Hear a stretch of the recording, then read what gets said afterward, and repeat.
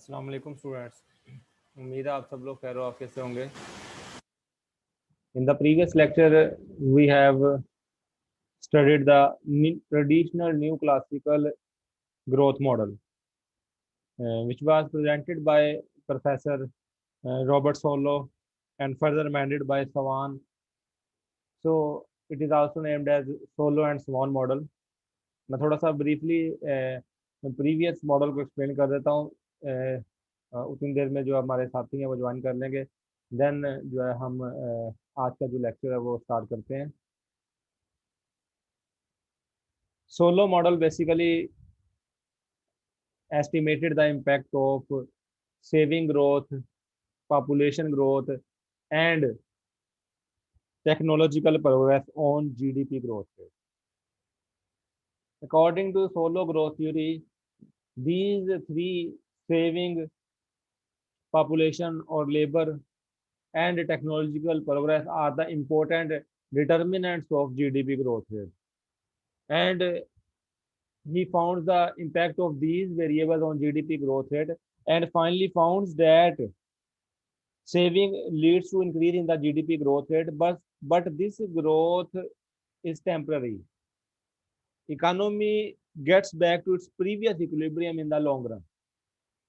So you can simply say that कि जो saving की वजह से इकोनॉमिक ग्रोथ रेट में इजाफा होता है वो एक टेम्पररी इजाफा है, शॉर्ट रन के लिए है, लॉन्ग रन के लिए इजाफा नहीं है।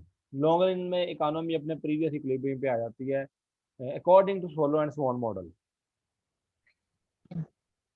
And population adversely affect the population growth rate adversely affect the GDP growth rate। कि अगर पॉपुलेशन ग्रोथ रेट में इजाफा होता है तो इकोनॉमी का इक्विलिब्रियम जो है वो बैकवर्ड आएगा। इकोनॉमी में जो है इकोनॉमी का आप कह लें कि ग्रोथ रेट जो है वो पीछे की तरफ मूव करेगा, नेगेटिव में जाएगा। And thirdly, only technological progress leads to persistent increase in GDP growth rate by Solow model. Solow growth model के मुताबिक सिर्फ टेक्नोलॉजिकल प्रोग्रेस एक ऐसा वेरिएबल है which leads to increase in the permanent increase in the GDP growth rate. और you can say that कि long run के लिए जो है वो जीडीपी ग्रोथ रेट में इजाफा हो जाएगा, persistent increase in GDP growth rate.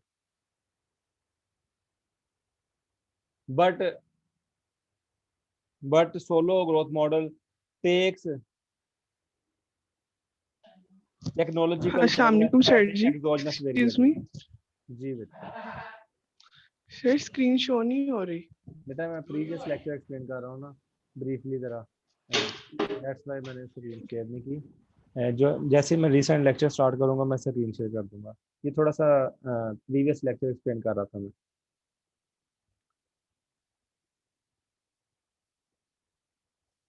तो technological progress leads to persistent increase in GDP growth rate in the solo growth model. But one major criticism is that the solo growth model took technological progress as an exogenous variable. तो technology कहाँ से आएगी, progress कहाँ से होगी, ठीक है। This theory failed to explain this point.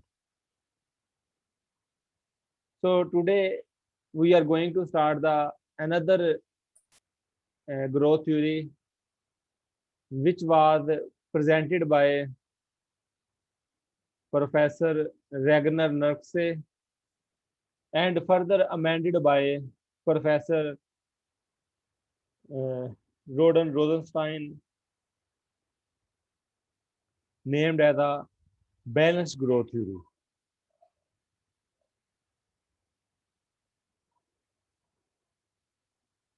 The balanced growth theory is an economic theory pioneered by the economist Ragnar Nurse,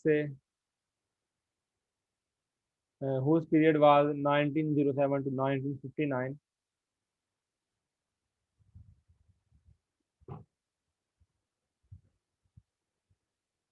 The theory postulates that the government of underdeveloped country needs to make large investment in a number of industries simultaneously.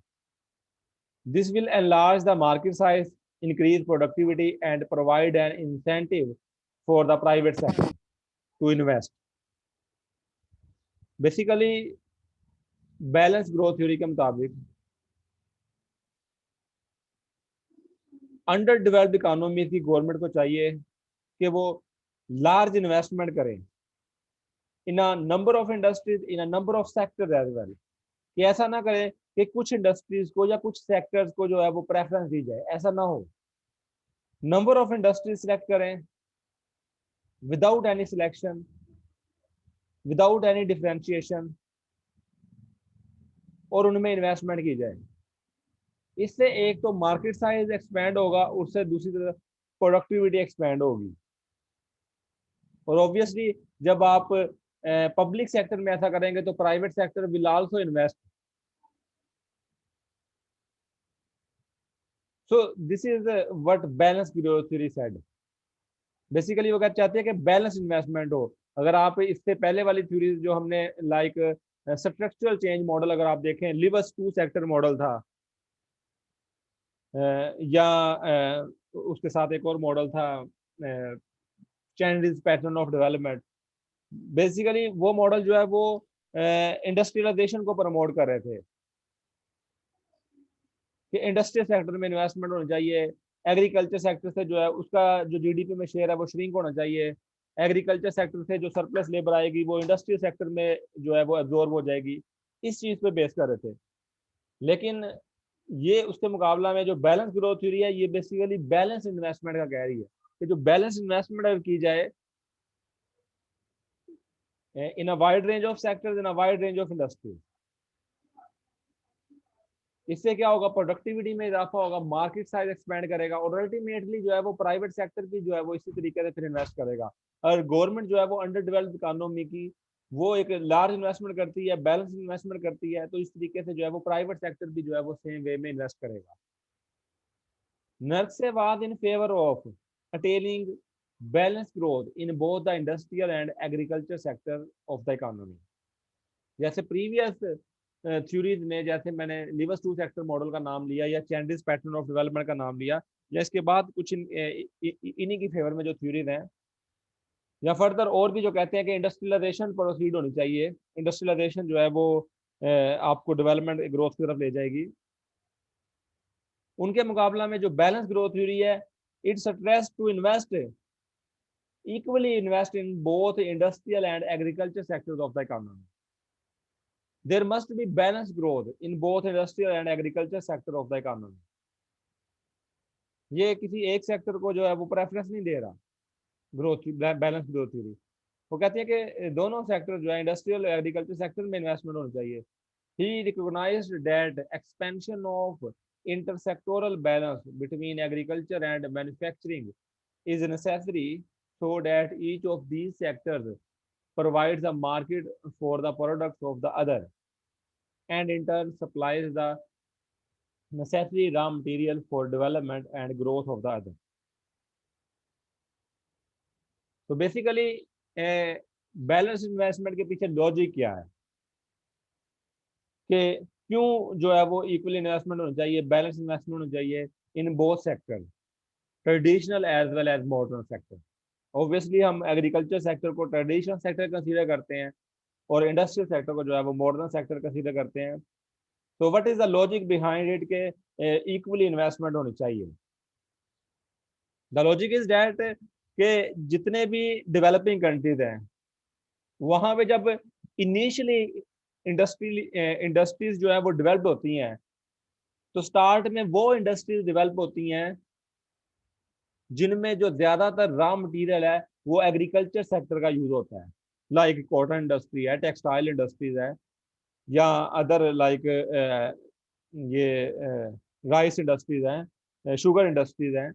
तो start में वो industries यहाँ पे बनती हैं, वो initialise होती हैं जिनमें जो रॉ मटेरियल है that comes from the agriculture sector. So अगर इन इंडस्ट्रीज में बोथ सेक्टर्स में बैलेंस इन्वेस्टमेंट करते हैं, so it is a growing strategy for both the sector. because these both sectors have strong inter-sectoral linkages.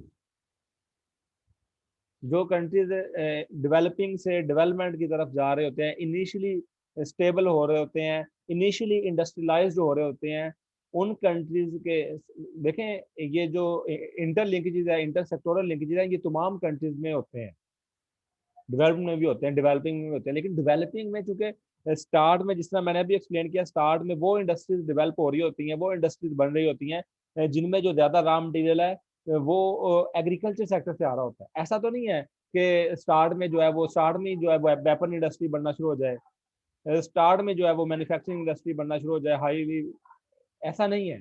Start में जो industries develop होती होती हैं वो इस तरह की हैं, लाइक शुगर इंडस्ट्री आप हिस्ट्री में देख सकते हैं, आप यूनाइटेड किंगडम में देख सकते हैं, पाकिस्तान या जो इमर्जिंग कंट्रीज है वहां पे देख सकते हैं,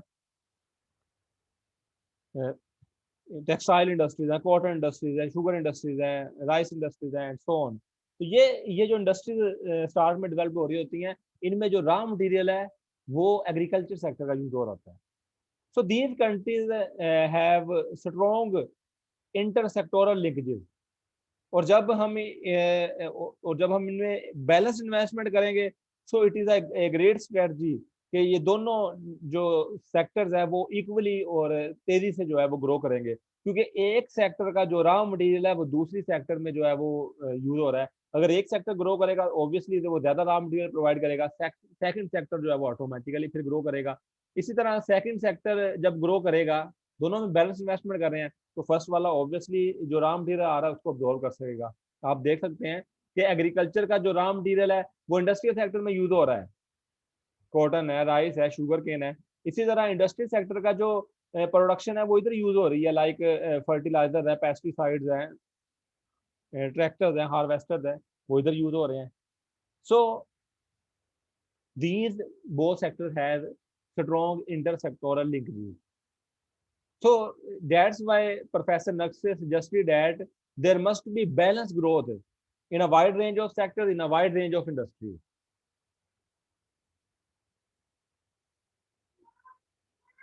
Naqvi and Paul Rosenstein-Roden were the pioneers of balanced growth theory.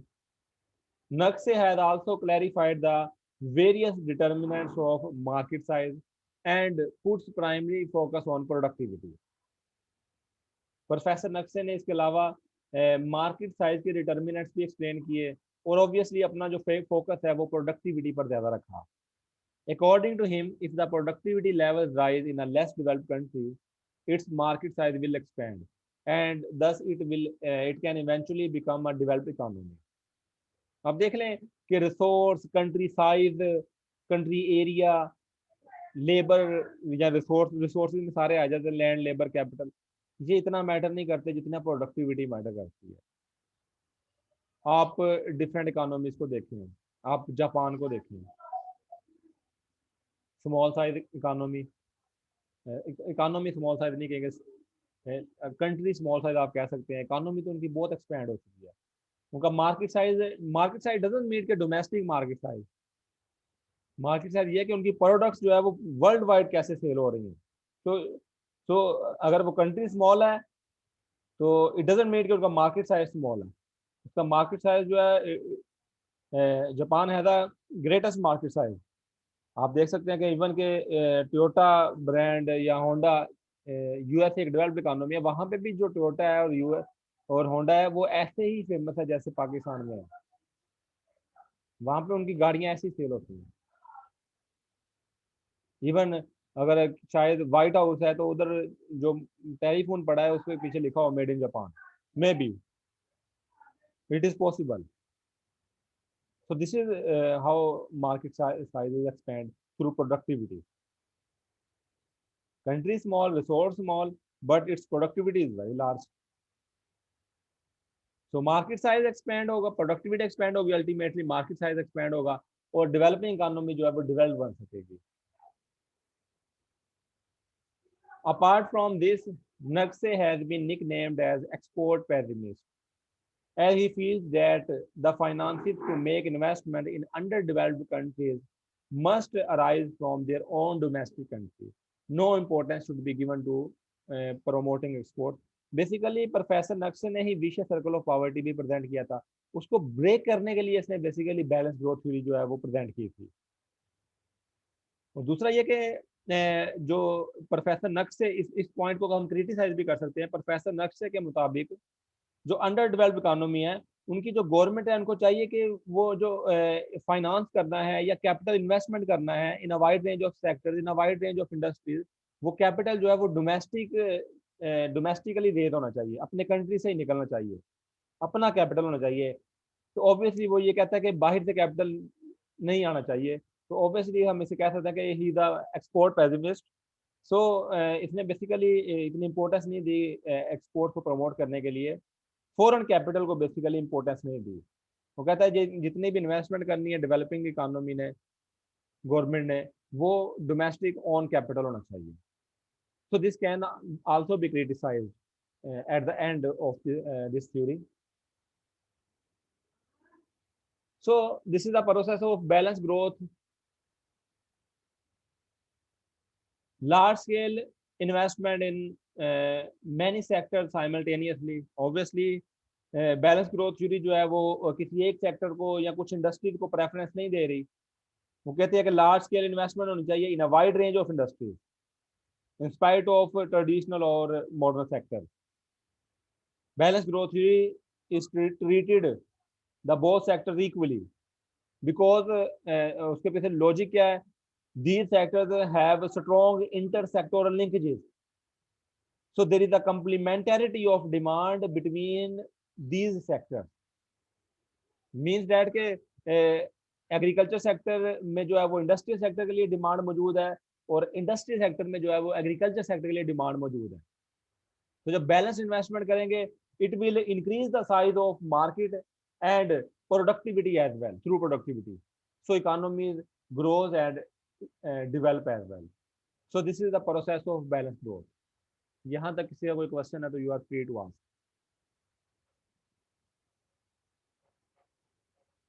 Ji students clear है?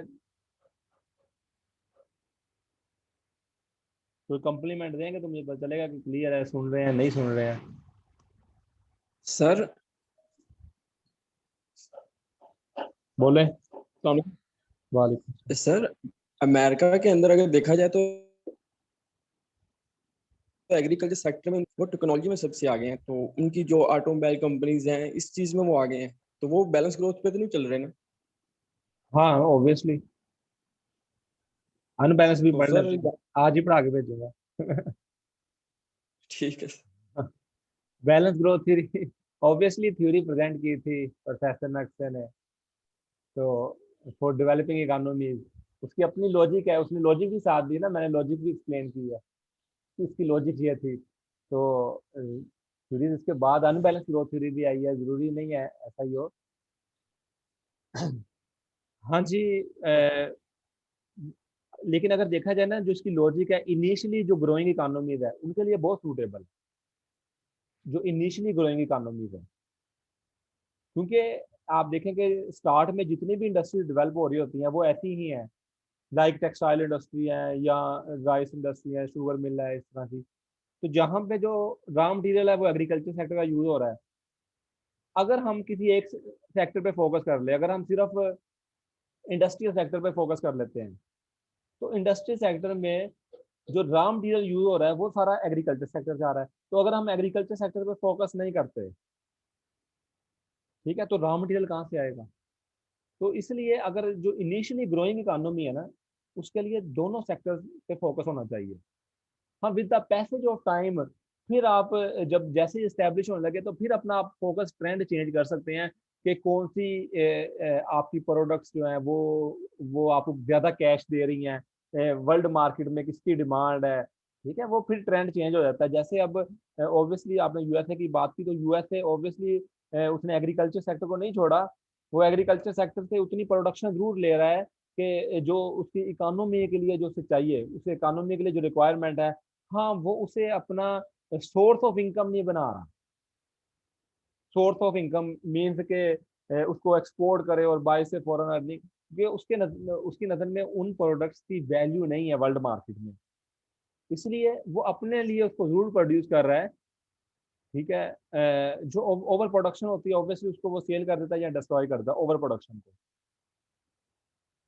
जीडीपी में सिर्फ 1% कंट्रीब्यूशन है, लेबर फोर्स सिर्फ 1% उसमें काम कर रही है, और ऑब्वियसली उसका जो ट्रेंड है या फोकस है वो उन प्रोडक्ट्स या उन सर्विसेज की तरफ है जिनकी वर्ल्ड मार्केट में वर्थ है, डिमांड है। ट्रेंड चेंज हो चुका है उसका ऑब्वियसली। सो मेरे मुताबिक ये थ्योरी जो है वो इनिशियली ग्रोइंग इकोनॉमीज के लिए ज़्यादा सूटेबल थी, और चूँकि प्रेजेंट भी इसी नज़रिए में की गई थी कि जो ग्रोइंग इकोनॉमीज हैं, जो अंडर डेवलप्ड इकोनॉमीज हैं, उन्हीं के लिए प्रेजेंट की गई थी। तो इनिशियली ग्रोइंग इकोनॉमीज के लिए तो बैलेंस ग्रोथ थ्योरी सूटेबल है किसी हद तक। जी जी, कोई आप लोग इस बारे में ऐड करना चाहें?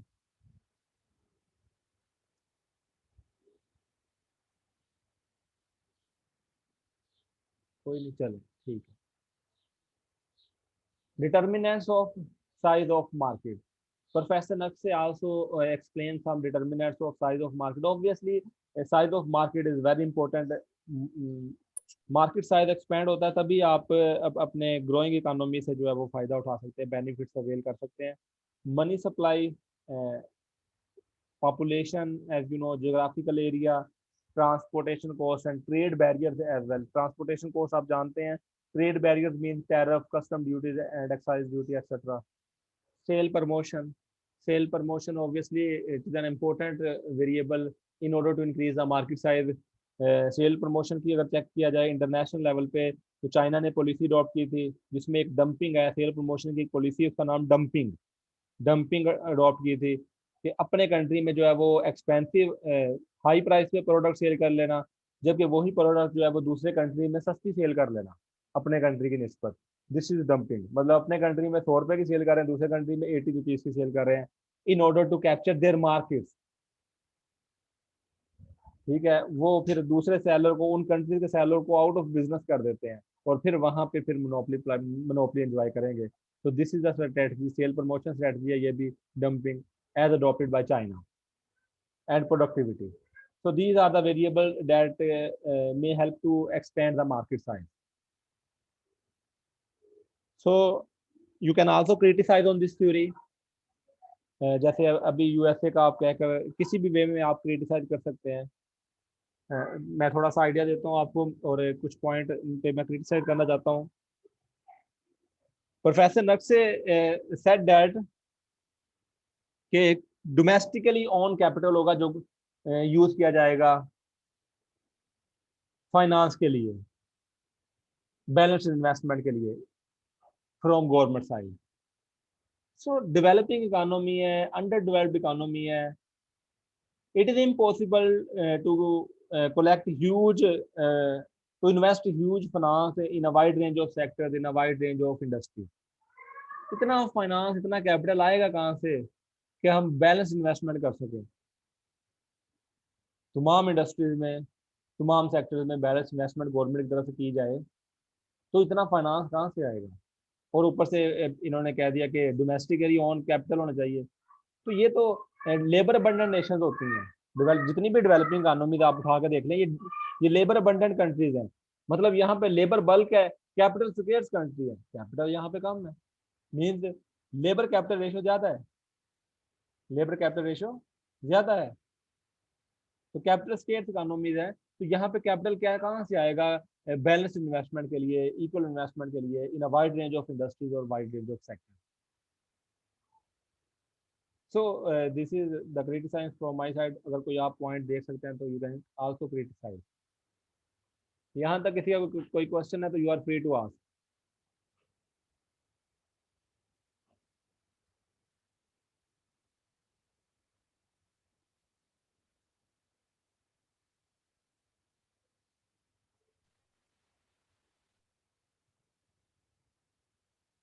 Next theory that we are going to discuss is unbalanced growth theory.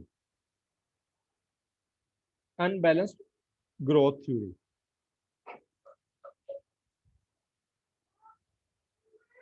Obviously आपने थोड़ा नेम से अभी बैलेंस ग्रोथ थ्योरी स्ट्रेटजी पढ़ी है तो मैं भी कुछ आइडिया आपके ध्यान में जो है वो आया हो। तो जो ध्यान में आइडिया आया है उसी का रिलेटेड होगी obviously. Unbalanced growth theory is also new classical growth theory as presented by Professor Albert O. Hirschman. Unbalanced growth theory says that due to shortage of saving and investment in developing countries, it is impossible to invest in a wide range of sectors or industries. चूंकि अभी हमने criticise किया था balance growth theory पे कि developing economies के पास इतना capital नहीं होता कि वो बैलेंस इन्वेस्टमेंट कर सके in a wide range of sectors और वाइड रेंज ऑफ इंडस्ट्री। तो अनबैलेंस ग्रोथ थ्योरी ने उसी पॉइंट को पिक किया है क्योंकि जो डेवलपिंग कंट्रीज में जो है वो वहां पे तो lack of saving, lack of investment होती है। सो गवर्नमेंट के पास या प्राइवेट पब्लिक के पास कहाँ से इतना फाइनेंस आएगा कि वो इक्वल इन्वेस्टमेंट कर सके in a wide range of industries? Obviously government के पास। So the solution is that to pick up the few industries and investment is made on in those industries which are weak. So unbalanced growth theory के मुताबिक कुछ industries को हम pick करें, select करें और इन्वेस्टमेंट करें उन इंडस्ट्रीज में। These industries become strengthened first by large investment and the other industries which are attached with these industries get benefit from it. So हम वीक इंडस्ट्रीज को या व्हाटसएवर कुछ इंडस्ट्रीज को सिलेक्ट करें और उनमें जो है वो हैवी आप कह लें कि लार्ज इन्वेस्टमेंट करें। कुछ इंडस्ट्रीज को सिलेक्ट करें और उनमें लार्ज इन्वेस्टमेंट करें तो उन इंडस्ट्री के साथ जो इंडस्ट्रीज अटैच होंगी वो भी उससे benefit उठाएंगी। This theory does not involve agriculture sector. Point to be noted obviously. Agriculture sector को ये consider नहीं करी। In order to develop the industrial sector, they assume that there are number of industries and underdeveloped countries need to invest in these industries. Industry sector को develop करने के लिए ये assume किया गया है कि there are number of industries and underdeveloped countries need to invest in these industries. बहुत सारी इंडस्ट्रीज हैं और उनमें इन्वेस्टमेंट करनी है। But due to insufficient resources and insufficient capital, it is impossible to make investment in a wide range of industries. चूंकि developing economies के पास resources कम है, कैपिटल कम है, तो ये मुमकिन नहीं है कि वो वाइड रेंज ऑफ इंडस्ट्रीज में सिलेक्ट कर सके। So pick up some industries among those and heavy investment being made into it. तो कुछ इंडस्ट्री सिलेक्ट की जाएं और उनमें जो है वो हैवी इन्वेस्टमेंट की जाए। सो कौन सी इंडस्ट्री सिलेक्ट की जाए ये क्वेश्चन रेज होता है। किन इंडस्ट्रीज को जो है वो प्रायोरिटी या प्रेफरेंसेस दी जाए ये क्वेश्चन रेज होता है। विच industry should be given priority और preferences?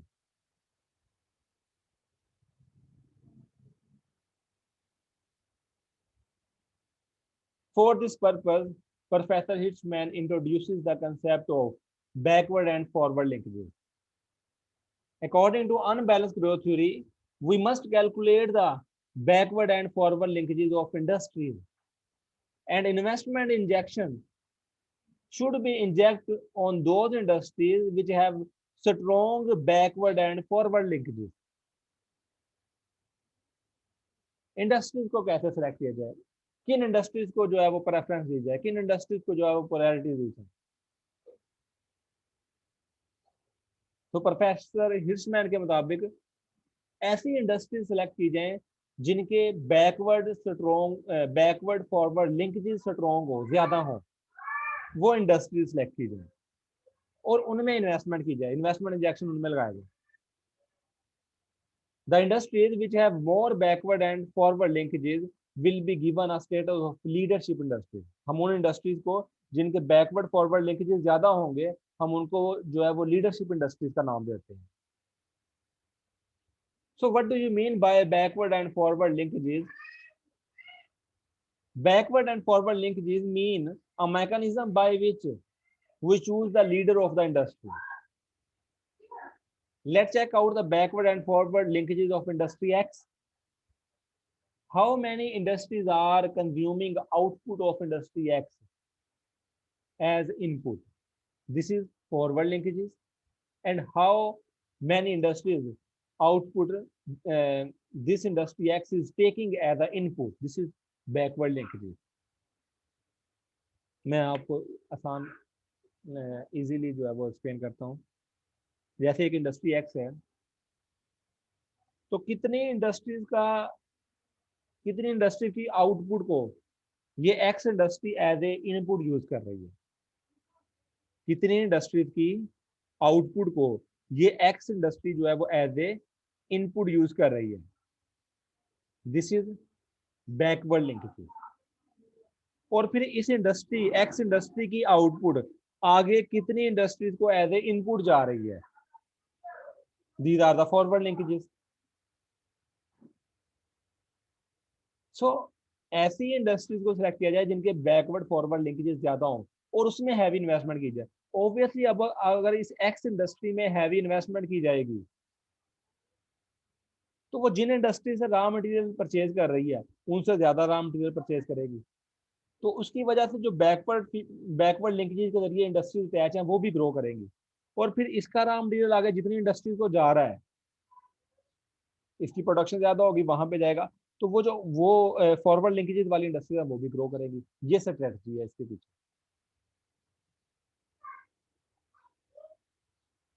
Hirschman gave a mathematical formula in order to calculate backward and forward linkages by developing a matrix of variables.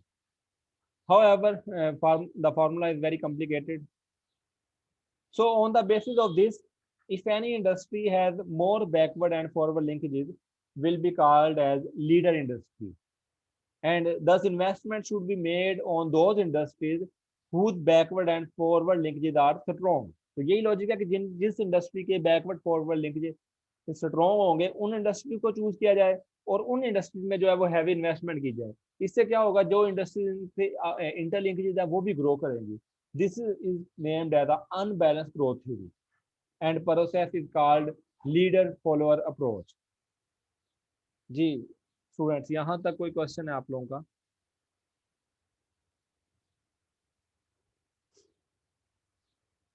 Ji, is there any question? Compliment दिया करें, मुझे पता चले कि सुन रहे हैं. No sir.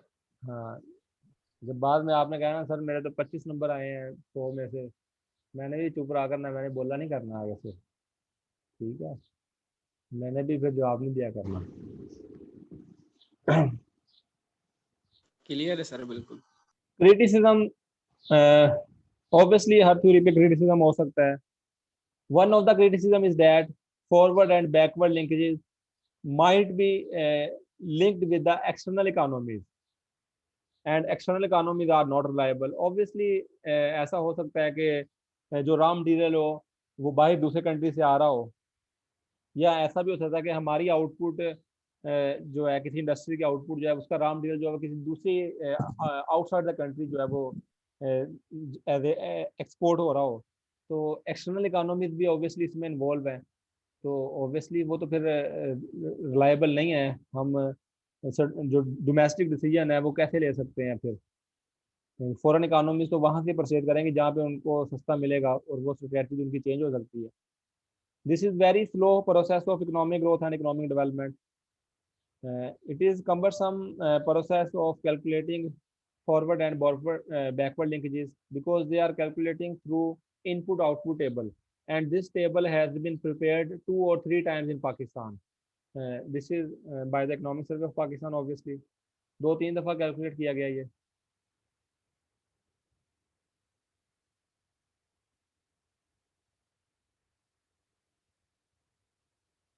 जी, यहाँ तक कोई क्वेश्चन है किसी का? You are free to ask. हाँ, एक पॉइंट इसका क्लियर है कि जो बैलेंस ग्रोथ थ्योरी पे उन्होंने क्रिटिसिज्म किया था कि इतना कैपिटल कहाँ से आएगा, डोमेस्टिक कैपिटल इतना जनरेट करना जो है वो इट इज़ इम्पॉसिबल.